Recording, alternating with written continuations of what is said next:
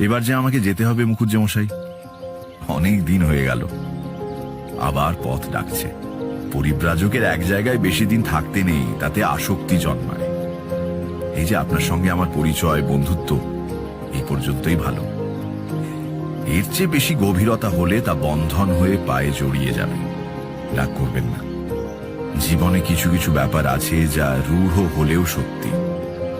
এক জায়গায় থেকে জীবন কাটাবো এমন ইচ্ছে থাকলে তো বাড়িতেই থাকতাম, মাকে কাঁদিয়ে গৃহত্যাগ করতাম না।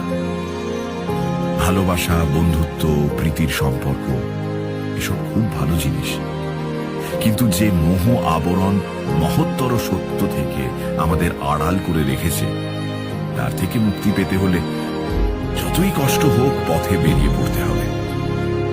আমি আপনাদের ভালোবাসায় জড়িয়ে পড়ছি।